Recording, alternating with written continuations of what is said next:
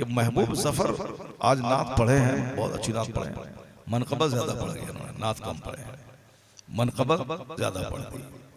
मौला अली की नात मनकबत पढ़ दी, इमाम हुसैन की मनकबत पढ़ दी, नात जोरदार पढ़ी, हुजूर की तारीफ, सरकार की तारीफ। पहले खूब नात हो जाए, उसके बाद सिद्दीक़ अकबर की तारीफ, उमर फारूक आज़म की तारीफ, हजरत उस्मान गनी की तारीफ, फिर मौला अली की तारीफ।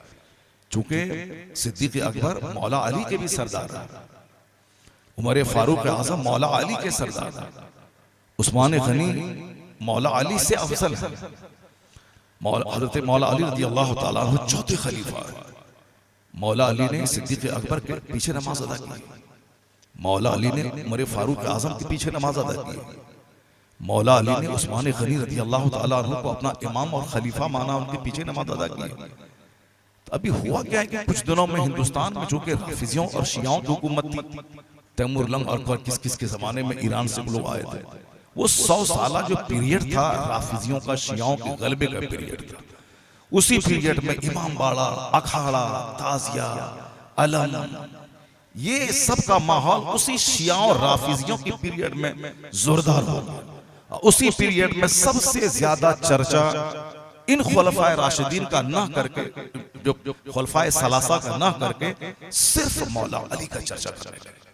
अब चूंकि मौला अली रसूल पाक के दामाद हैं, अहले बैत अथार में से हैं, पंजतने पाक में से हैं, और हमारी मोहब्बतें उनसे वाबस्ता हैं, इसीलिए लोग बोलना नहीं चाहते थे कि मौला अली का नाम क्यों ले रहे हो, क्योंकि उनसे मोहब्बतें वाबस्ता हैं। कैसे बोलेगा मौला अली का नाम कैसे ले रहे हो? लेकिन चूंकि अब जब देखा गया कि मौला अली का नाम लेने की आड़ में इन राफिजियों ने शेखैन करीमैन के नाम को दबा दिया है, उनका कोई नारा नहीं लगता, उनका कोई चर्चा नहीं होता, उनकी कोई बात नहीं होती, जबकि सिद्दीक़ अकबर की एक रात का अमल सिद्दीक़ अकबर के बाद के क़यामत तक के सारे लोगों के सारे अमाल से अफजल है। हदीस पाक में आया है कि सरकार दो जहां अलैहिस्सलाम तशरीफ फरमा है, सैयदा आयशा रज़ी अल्लाह ताला अन्हा की गोद है, सरकार दो जहां का सरे अक़दस आपकी गोद में है, हम मुसलमानों की माँ है।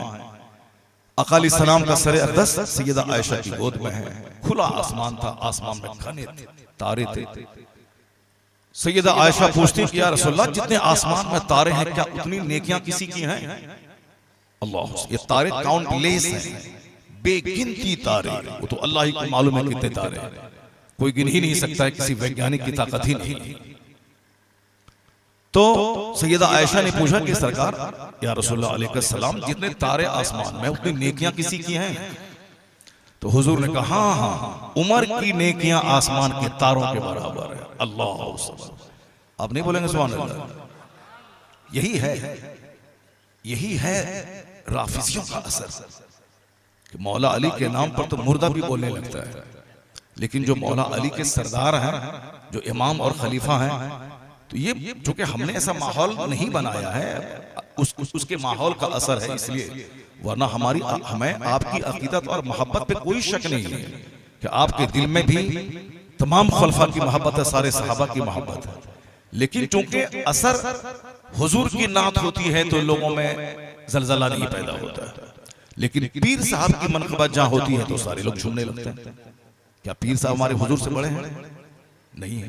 लेकिन चूंकि एक माहौल ट्रेंड बन चुका है, जरा गौर से मेरी बात सुनिए। हालांकि मेरा टॉपिक ये नहीं है, टॉपिक हमारा कुरान और साइंस है, कुरान और हमारी जिंदगी है, हम उस पर गुफ्तगू करेंगे।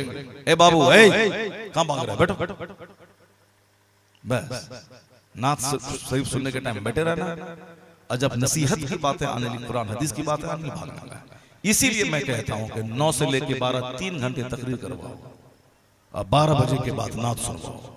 ये इल्मे दीन की तौहीन हो जाती है कि लोग कोई कुरान सुना रहा है, लोग भाग रहे हैं, और कोई नात शरीफ पढ़ रहा है तो साफ तवज्जो से सुन रहे हैं और नजराने भी दे रहे हैं। हालांकि नात सुनना फर्ज नहीं, कोई जिंदगी भर नात नहीं सुनेगा तो काफिर नहीं होगा, लेकिन कुरान पाक की तालीम फर्ज है, कुरान पाक का इल्म हासिल करना फर्ज है। जो फर्ज है उसको नहीं हासिल करता है, और जो फर्ज नहीं है उसके पीछे पागल है। क्यों? चूंकि ट्रेंड बन चुका है।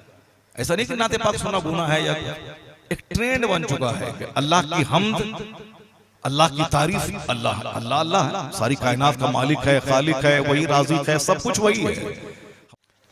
तकरीर करना ये थोड़ा बहुत आसान काम है, लेकिन तकरीर सुनना ये बहुत मुश्किल काम है। तो आसान काम मैं कर रहा हूं और मुश्किल काम आप कर रहे हैं।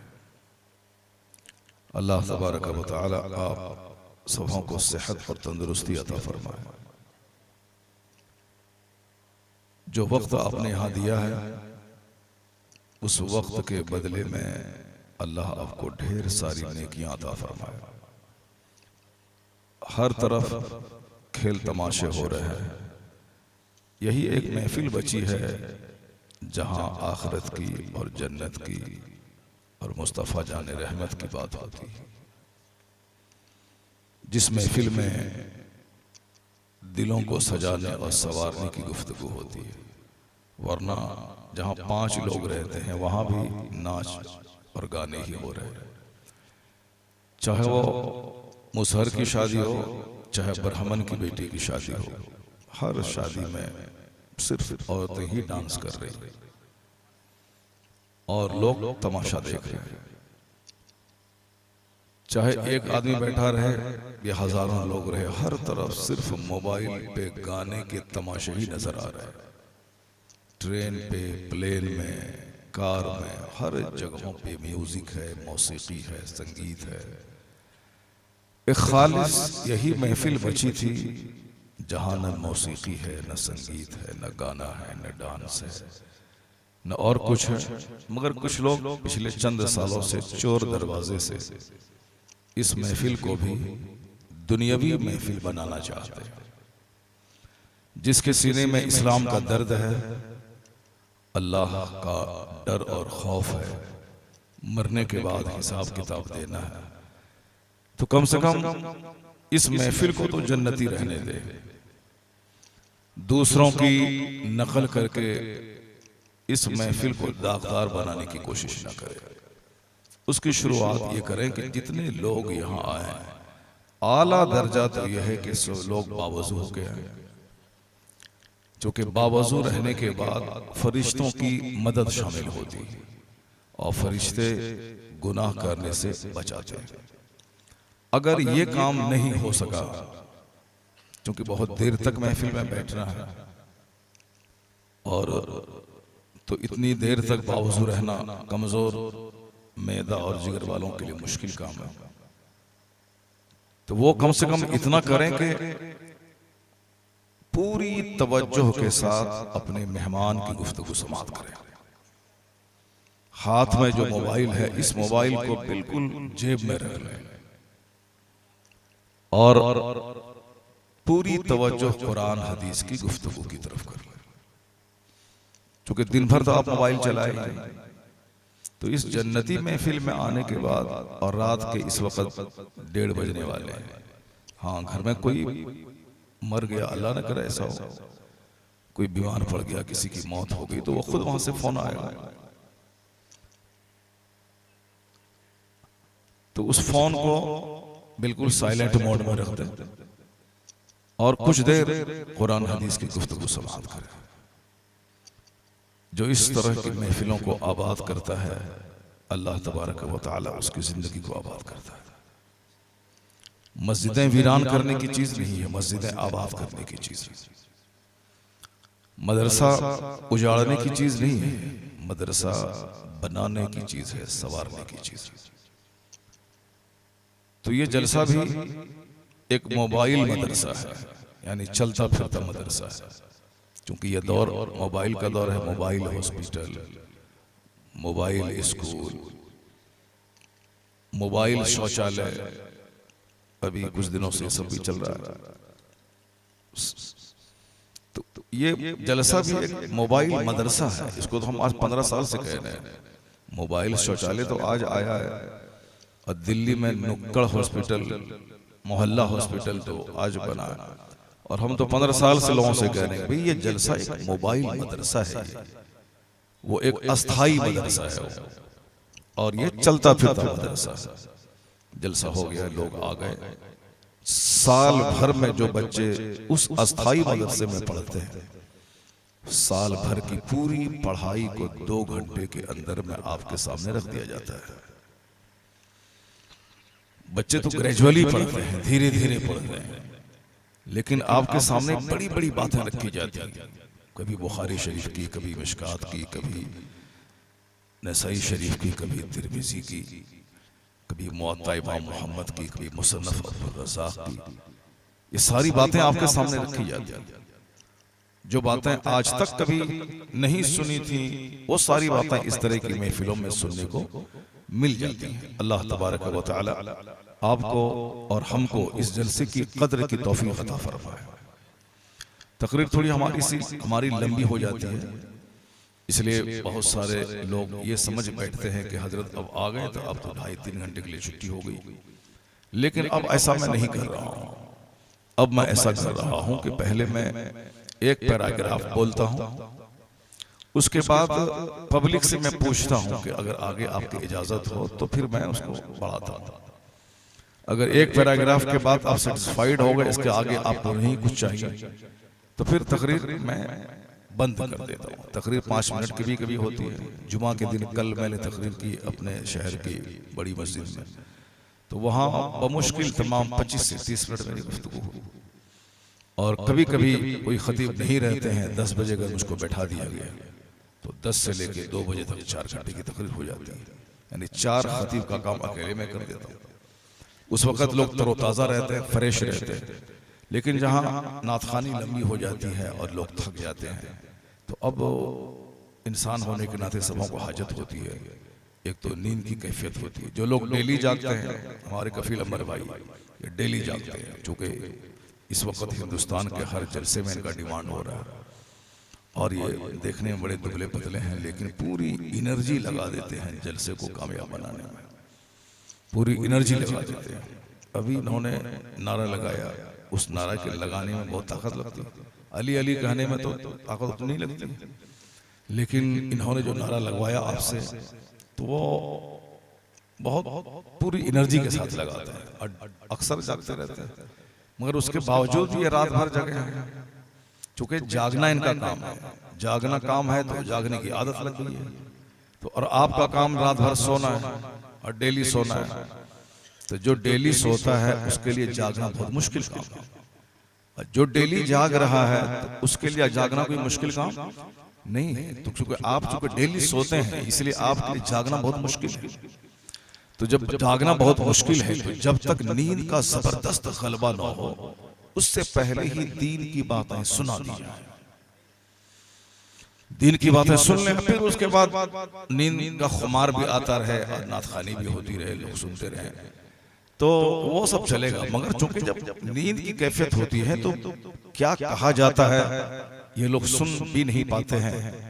और नतीजे में उस वक्त ये होता है कि साहब क्या हुआ, तबीयत पे बोझ बन जाती है गुफ्तगू। अल्लाह ताला हम सबों को तो शुरू में खूब तकरीर सुनने की तौफीक अता फरमाए, और जलसे के आखिरी हिस्से में खूब नात सुनने की तौफीक अता फरमाए।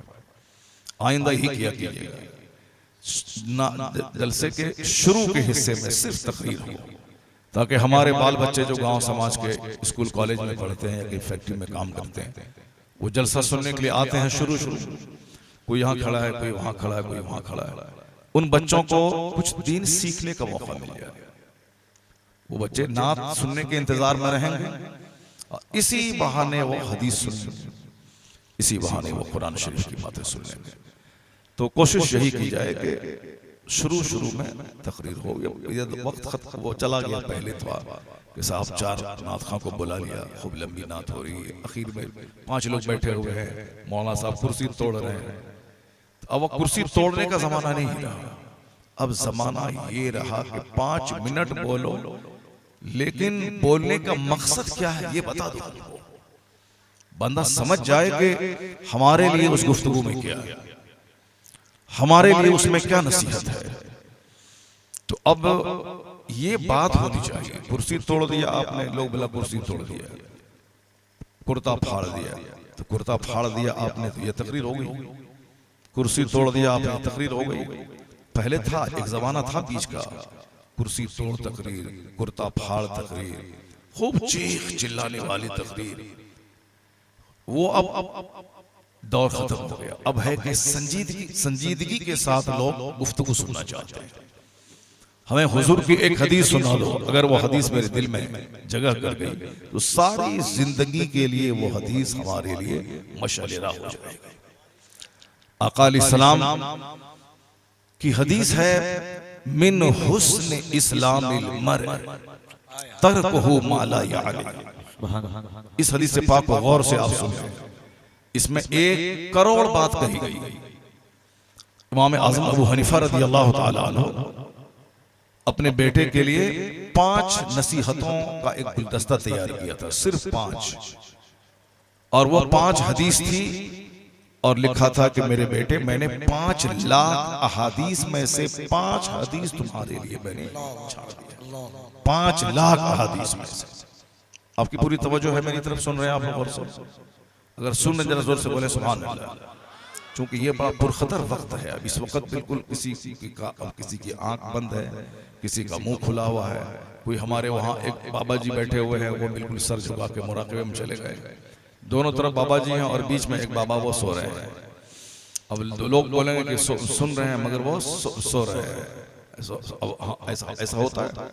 अब जैसे ऐसे आंख लग गई, अब बाजू वाला उठा, अरे मत सो। नहीं, मैं कहाँ सो रहा हूँ? वो आधा घंटा से सो रहे हैं, खर्राटे की आवाज आसपास जा रही है, मगर वो क्या कहते हैं कि मैं कहाँ सो रहा हूँ? क्योंकि ये वक्त ही बड़ा पुरखतर है। एक बार जोर से सुभान अल्लाह हो जाए।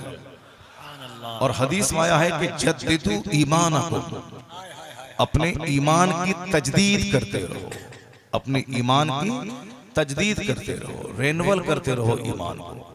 साहबा ने पूछा, सरकार कैफा नुजद्दिदु ईमानना, हम अपने ईमान की तजदीद कैसे करें? हम अपने ईमान की तजदीद कैसे करें? तो हुजूर ने फरमाया, कसरत से ला इलाहा इल्लल्लाह, सुभान अल्लाह, कसरत से ला इलाहा इल्लल्लाह पढ़ा करो, तुम्हारे ईमान की तजदीद हो जाएगी, तुम्हारा ईमान नया हो जाएगा, ताजा हो जाएगा। और कसरत से पढ़ा करो। ए लड़का, अरे क्या हो गया? बैठो। ईमान की तजदीद कैसे होगी? कसरत से। क्या पढ़ने से? जरा जोर से पढ़े आप भी। ला इलाहा इल्लल्लाह। ये महबूब जफर आज नात पढ़े हैं, बहुत अच्छी नात पढ़े हैं। मनकबत ज्यादा पढ़ गए उन्होंने, नात कम पढ़े हैं। मनकबत ज्यादा पढ़ दी।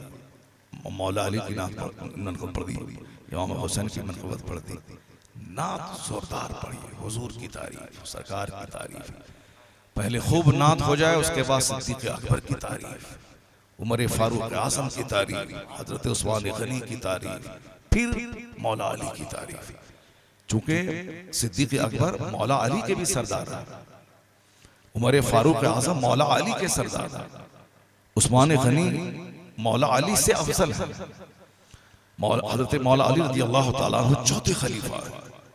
मौला अली ने सिद्दीक़ अकबर के पीछे नमाज अदा की, मौला अली ने उमर फारूक आज़म के पीछे नमाज अदा की, मौला अली ने उस्मान गनी रज़ी अल्लाह तआला अन्हु को अपना इमाम और खलीफा माना, उनके पीछे नमाज अदा की। तो अभी हुआ क्या है कि कुछ दिनों में हिंदुस्तान में चूंकि राफिजियों और शियाओं की हुकूमत थी, तैमूर लंग और किस के जमाने में ईरान से लोग आए थे, वो 100 साल जो पीरियड था राफिजियों का, शियाओं के गलबे का पीरियड था। उसी पीरियड में इमाम बाड़ा, अखाड़ा, ताजिया, अलम, ये सब का माहौल उसी शियाओं और राफिजियों की पीरियड में जोरदार हो गया। उसी पीरियड में सबसे ज्यादा चर्चा इन खुलफाए राशिदीन का ना करके, जो खुलफाए सलासा का ना करके, सिर्फ मौला अली का चर्चा करने लगे। अब चूंकि मौला अली रसूल पाक के दामाद हैं, अहले बैत अथार में से हैं, पंजतने पाक में से हैं, और हमारी मोहब्बतें उनसे वाबस्ता हैं, इसीलिए लोग बोलना नहीं चाहते थे कि मौला अली का नाम क्यों ले रहे हो, क्योंकि उसे मोहब्बतें वाबस्ता हैं। कैसे बोलेगा आदमी मौला अली का नाम कैसे ले रहे हो? लेकिन चूंकि अब जब देखा गया कि मौला अली का नाम लेने की आड़ में इन राफिजियों ने शेखैन करीमैन के नाम को दबा दिया है, उनका कोई नारा नहीं लगता, उनका कोई चर्चा नहीं होता, उनकी कोई बात नहीं होती, जबकि सिद्दीक़ अकबर की एक रात का अमल सिद्दीक अकबर के बाद के कयामत तक के सारे लोगों के सारे अमाल से अफजल है। हदीस पाक में आया है कि सरकार दो जहां अलैहिस्सलाम तशरीफ फरमा है, सैयदा आयशा रज़ी अल्लाह ताला अन्हा की गोद है, सरकार दो जहां का सर अक़दस आपकी गोद में है, हम मुसलमानों की माँ है। आका अलैहिस्सलाम का सर अक़दस सैयदा आयशा की गोद में है। खुला आसमान था, आसमान में घने तारे थे। सैयदा आयशा पूछती कि या रसूलल्लाह, जितने आसमान में तारे हैं क्या उतनी नेकियां किसी की हैं? अल्लाह, ये तारे काउंटलेस हैं, बेगिनती तारे, वो तो अल्लाह ही को मालूम है कितने तारे हैं, कोई गिन ही नहीं सकता है, किसी वैज्ञानिक की ताकत ही नहीं। तो सैयदा आयशा ने पूछा कि सरकार या रसूलुल्लाह अलैहि सलाम, जितने तारे आसमान में उतनी नेकियां किसी की हैं? तो हुजूर ने कहा हाँ हाँ, उमर की नेकियां आसमान के तारों के बराबर है। अल्लाह, आप नहीं बोलेंगे सुभान अल्लाह?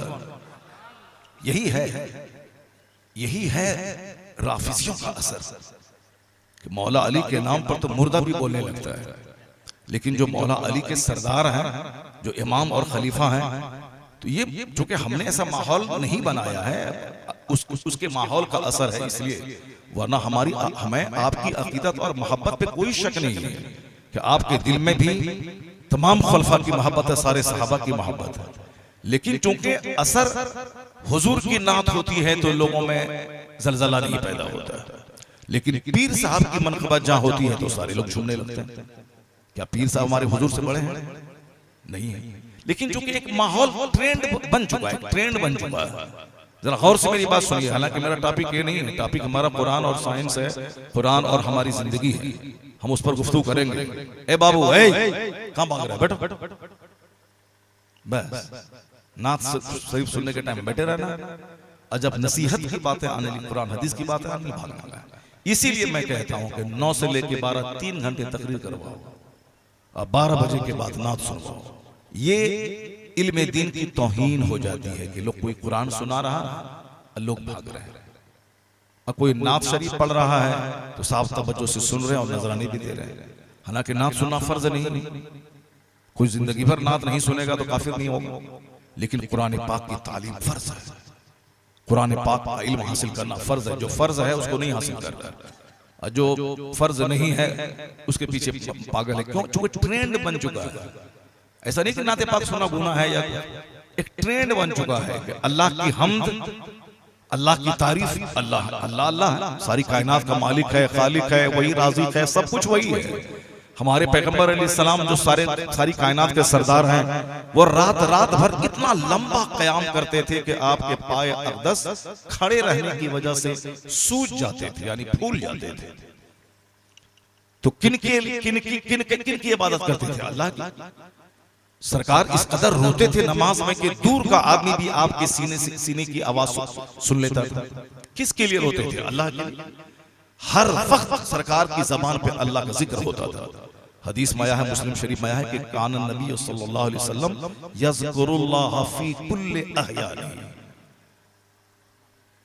हुजूर सल्लल्लाहु अलैहि वसल्लम हर वक्त अल्लाह का जिक्र करते थे, हर वक्त अल्लाह का जिक्र करते थे, यानी अल्लाह का जिक्र करते थे और अपने गुलामों को कहते थे कि तुम अल्लाह का नाम लो, अल्लाह का जिक्र करो। और आया है एक हदीस पाक में कि हुजूर ने फरमाया कि इन्नी लअस्तगफिरुल्लाह कुल्ल यौमिन मिअत मर्रा, मैं हर दिन 100 बार अल्लाह से गुनाहों की माफी मांगता हूं, इस्तिगफार करता हूं। और जो इस्तिगफार करता है अल्लाह ताला उसको वहां से रोजी देता है जहां से बंदा सोच नहीं सकता। मालदार बनने का सबसे बड़ा नुस्खा है अल्लाह रब्बुल इज्जत के सामने अपने गुनाहों का इकरार करके गुनाहों की बख्शिश मांगना। 1 करोड़ रुपए की तावीज में वो फायदा नहीं है जो फायदा इस्तिगफार करने में है। इस्तिगफार करने से आसमान से बारिश होती है।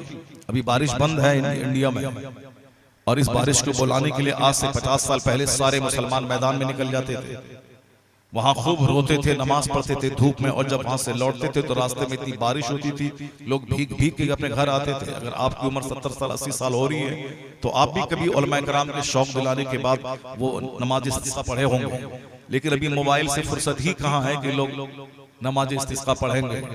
मोबाइल से कहाँ फुर्सत है लोगों को? ना मौलाना साहब को फुर्सत है कि आपको शौक दिलाएं, चलो मैदान में चलो, नमाज पढ़ते हैं, अल्लाह से बारिश की भीख मांगते हैं, और हदीस पाक में आया है कि जब बारिश ना हो तो नमाज अदा करो, बारिश होगी। मगर अब नमाज पढ़ने की नहीं नहीं हो जाएगा, अगर बारिश नहीं भी होगी तो साल तो चल जाएगा, क्योंकि इंडिया गवर्नमेंट के सब गोडाउन हाउस में इतने धान और गेहूं पड़े हुए हैं कि 4 साल बारिश नहीं भी होगी, फसल नहीं पैदा होगी तो भी सब लोग खा लेंगे। अब लोग कह भी रहे हैं कि 80 करोड़ लोगों को मैं फ्री अनाज दे रहा हूँ। बताइए, 140 करोड़ की आबादी इंडिया की है और ये 80 करोड़ लोगों को फ्री अनाज दे रहे हैं। क्या झूठ की खेती कर रहे हैं, पता नहीं कैसी कैसी बातें कर रहे हैं, सिर्फ पब्लिक के सामने झूठ बोलना है। तो चलो, झूठों का राज है, झूठ की खेती करते रहो। इतना अलबत्ता याद रखना कि झूठों का 1 करोड़ झूठ पर एक सच भारी होता है। वो सच जब रंग लाएगा, सच्चाई जब रंग लाएगी तो सारे झूठों का खात्मा हो जाएगा, और वो सच्चाई रंग लाएगी जो कि अल्लाह है। तो मैं कह रहा था कि अल्लाह का जिक्र हुजूर हर वक्त करते थे, हमें भी हर वक्त जिक्र करना चाहिए। उसी को कुरान शरीफ में कहा गया है कि इन्न फी खल्क़िस समावाति वल अर्द वख्तिलाफिल लैलि वन नहार लआयातिल लिउलिल अलबाब अल्लज़ीना यज़कुरूनल्लाह क़यामन व क़ुऊदन व अला जुनूबिहिम व यतफ़क्करून फी खल्क़िस समावाति वल अर्द। इस आयत करीमा में अल्लाह क्या फरमाता है? Undoubtedly in the creation of the heavens and the earth, in the changing of the night and the day, आसमान और जमीन की पैदाइश में तेरी अक्ल खुलने की बात है। बगैर खंभे के आसमान कैसे खड़ा है? कौन है? छोटी सी छत बगैर खंभे के खड़ी नहीं रहती। ये विशाल एक महान छत बगैर खंभे के कैसे खड़ी है? कौन खड़ा रखा है? अगर ये छत गिर गई तो पिस जाएगी सारी दुनिया। इस छत के नीचे लोग क्या क्या नहीं कर रहे हैं, इसीलिए कि वो गौर नहीं करते कि छत मेरे सर पे खड़ी है और वो वक्त आएगा कि जिस दिन आसमान फट पड़ेगा। वैसन शक्कती समा, जब आसमान फट जाएगा, सूरज और चांद की रोशनी छीन ली जाएगी, तारे झड़ पड़ेंगे। वैसल कवाकिब तसरत, जब ये आसमान बीच से हट जाएगा तो आदमी का सीना गम से फट जाएगा। ये छत है जिसकी वजह से हमको एक सहारा है कि चलो सामने छत है, लेकिन जब ये आसमान बीच से हट जाए तो इतना डरावना माहौल होगा, उसको देखने के बाद बंदा मर जाएगा, सीना फट जाएगा उसका। ये छत हमारे लिए है, क्योंकि अब आसमान यहां नहीं है। 500 साल एक मुसाफिर चलता रहेगा, 500 ईयर्स, तब एक आसमान की दूरी। लेकिन अल्लाह ने हमारे लिए आसमान को ऐसा बनाया है कि लगता है कि जैसे हमारे सर के ऊपर है, और लगता है कि जैसे आसमान वहां जाके गिर गया है। और वहां हम चले, यहां से अमेरिका, यहां अमेरिका की दूरी यहां से कम से कम 8000 किलोमीटर दूरी है। अब 8000 किलोमीटर दूर तक आप चलते रहे तो यही लगेगा आसमान आगे गिरा हुआ है, आसमान आगे गिरा हुआ, आसमान आगे गिरा हुआ है। ये हमारे लिए अल्लाह ने बनाया ताकि मेरे बंदे का सीना गम से फट न जाए, इसका जीना मुश्किल न हो जाए। 4 दिन आसमान में सूरज नहीं उगता है, लेकिन बादल की वजह से रोशनी जमीन पे नहीं आती है तो आदमी उगता जाता है, घबरा जाता है। 4 दिन की बारिश से घबरा जाता है, बादल से घबरा जाता है। और धूप डेली हो तो चलेगा, लेकिन 2-4 दिन जहां अंधेरा हुआ तो जीना मुश्किल हो जाता है। और जब अल्लाह सूरज की रोशनी को छीन लेगा तो बंदे का जीना मुश्किल हो जाएगा। तो मेरे लिए है सूरज, मेरे लिए है चांद, मेरे लिए है ये आसमान, मेरे लिए है ये जमीन, मेरे लिए है ये रात में जब सूरज छुप जाता है तो सितारों की वजह से हमें रोशनी मिलती है, हमारी वहशत दूर होती है। जब ये सारी नेमतें हमारे लिए हैं तो कभी तो बंदा तन्हाई में बैठ के गौर करे कि मैं किसके लिए हूं। कभी तो बंदा गौर करे कि मैं किसके लिए हूं। ये आसमान, जमीन, सूरज, चांद, सितारे सब मेरे लिए, एवरीथिंग, हर चीज मेरे लिए है। यहां तक कि जमीन से उगने वाली फसलें मेरे लिए, ये गेहूं मेरे लिए। गेहूं के 1000 आइटम बनते हैं, ये जो ब्रेड है, ये जो बर्गर है, ये चाउमीन है, ये न जाने क्या क्या सब है। ये सारे फूड में गेहूं का आटा शामिल है। तो एक गेहूं के आटे से 1000 तरह की चीजें बनाई जाती है, सेवैयां है, न जाने क्या क्या चीज है। और चावल नहीं भी होता तो गेहूं से काम चल जाता, लेकिन अल्लाह को मालूम है कि मेरा बंदा तगय्युर पसंद है, मेरा बंदा एक चीज नहीं, इसको बदल बदल कर सामान चाहिए।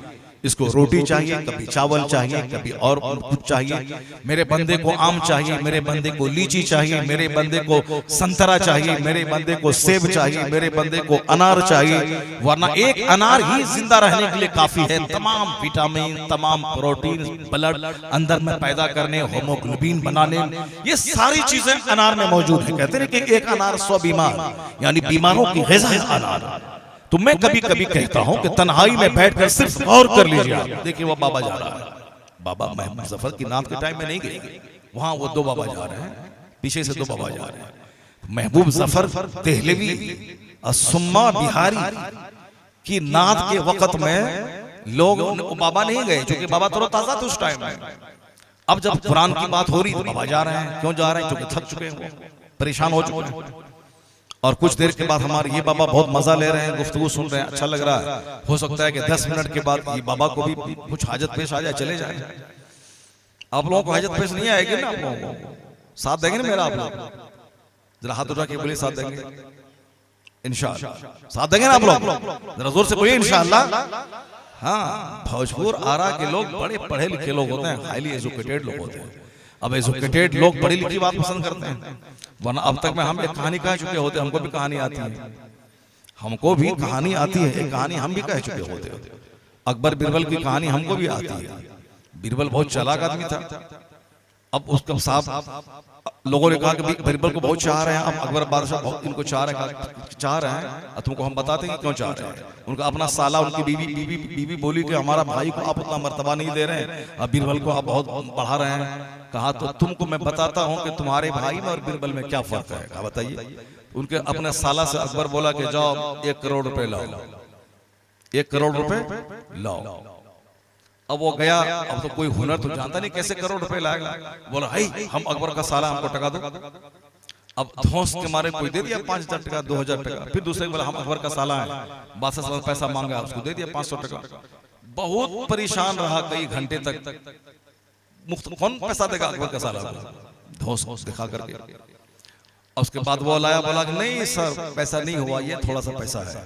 कहा बैठो तुम। कहा बीरबल जाओ पैसा लाओ। बीवी को बोला तुम देखना है। बीरबल गया, एक आदमी का घर था, उसके घर के पास में जाकर के वो सड़क से लेके उसके घर तक वो डंडा लेके नापना शुरू कर दिया। 1 2 3 4। कहा इधर आओ, तुम्हारा घर गवर्नमेंट की जमीन में है, तुम्हारा घर गवर्नमेंट की जमीन में है, ये घर यहाँ से हटाओ, तोड़ो उसको। देख रहे हो? नहीं नहीं नहीं बाबा, मेरा घर बहुत बड़ा महंगा घर है, बना हुआ है, अब कितना जितना लेंगे उतना हम पैसा देंगे, मगर छोड़ दिएगा। अल्लाह 5 लाख रुपए। अब बाबा 5 लाख रुपए ले लेंगे। फिर गया वहां पे, वहां नापना शुरू किया।